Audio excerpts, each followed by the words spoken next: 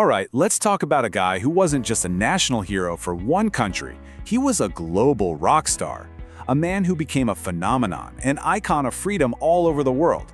His name was Giuseppe Garibaldi. Okay, let's just start with a number. 500,000. So, what's that? Well, in 1864, when Garibaldi rolls into London, the police, not his fans, the police estimated that 500,000 people hit the streets just to see him. That was a sixth of the city's entire population. I mean, think about that. That's a level of fame that's almost impossible to wrap your head around today.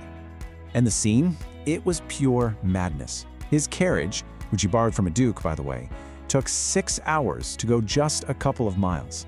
And get this, the crowd was so packed in, so tight, that the pressure from their bodies was literally the only thing holding the carriage together. The moment he finally arrived and stepped out, poof, the whole thing just collapsed into a pile of wood. It's an incredible visual, right? A perfect metaphor for his connection with the people. And this wasn't just some political rally. This was next-level celebrity worship. While he was staying at this house, the maids were literally bottling his used bathwater and selling it to the crowds outside. I'm not kidding. At the same time, you had duchesses sending him love letters, workers' unions were desperate to have him at their banquets, and even the Prince of Wales, the future king, rushed back to London just for a chance to meet him. It was a total cultural phenomenon. So that brings us to the big question, right? How on earth did the son of a simple sailor from Liguria become arguably the most famous man on the planet? What was the secret sauce? How did he capture the hearts of everyone, from factory workers to royalty? Well, the answer starts way before he ever set his sights on uniting Italy. First and foremost, Garibaldi was a citizen of the world. And that global identity, well, that was the key to everything. Let's dig into how he built it. I mean, seriously, look at this resume. It's just staggering. Before he was the hero of Italy, he was a sailor roaming the Black Sea, a private tutor in Constantinople, a spaghetti merchant in Brazil. You heard that right. Then he becomes a commander in the Uruguayan Navy, and for a time he's even a candle maker in a factory in New York. The guy lived a dozen different lives, and every single one of those experiences just made his world bigger and bigger. So there's this one moment when he's 26, out at sea, that really changes the game for him. He runs into this group of French utopian socialists, and they introduce him to this really powerful idea called cosmopolitanism. You know, the belief that we all belong to one single human community. For Garibaldi, this wasn't just some abstract philosophy. It became his personal mission statement.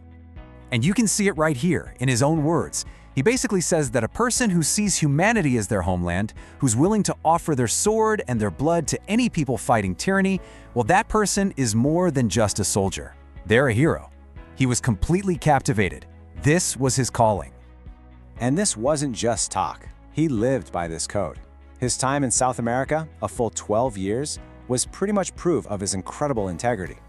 It was a quality so rare, especially back then, that even his enemies couldn't help but respect it. This was the hero's code in action. Okay, perfect example. This guy, Lord Howden, was a British envoy. His job, literally, was to go to South America and undermine Garibaldi's side in a conflict. He was a political opponent, through and through. But he comes back to London, stands up in Parliament, and says this, that Garibaldi was the only man he met who deserved respect, the only one who wasn't just in it for himself. I mean, coming from your enemy, that's about as powerful a character reference as you can get. And it wasn't just praise. At one point, Garibaldi was basically penniless. His main adversary, the Argentine dictator Rosas, sees an opportunity and offers him a massive bribe, $30,000, a fortune back then, to just switch sides. Garibaldi doesn't even think about it. The envoy goes back to Rosas and his report is just priceless. It is not possible to buy him. He is a savage with a hard head. His loyalty just wasn't for sale. And if you look at his political ideals, they are just mind-blowing for the 19th century. We're talking about getting rid of the death penalty, progressive income tax, universal suffrage for everyone, compulsory free education that wasn't run by the church. He was an anti-colonialist, a pacifist in his later years. These are ideas that were considered totally radical then, but today, they're the cornerstones of modern democracy. The man was a century ahead of his time. But here's the thing, when you're that popular and your ideas are that radical, you're gonna make some very powerful people very nervous. So while the masses absolutely adored him, the establishment, they feared him. He became this incredibly divisive icon. Yeah, the powers that be were completely split on what to make of him. You have Queen Victoria on one side calling him a dangerous revolutionary leader and saying she was embarrassed by how her people were acting. Then, from the complete other end of the political spectrum, you've got Karl Marx calling him an imbecile because he thought Garibaldi was too naive to be a real revolutionary.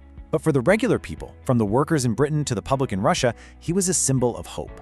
Even inside the super conservative Russian Tsar's court, it was full of Garibaldi fans. It just goes to show you the wild ideological battles of that era.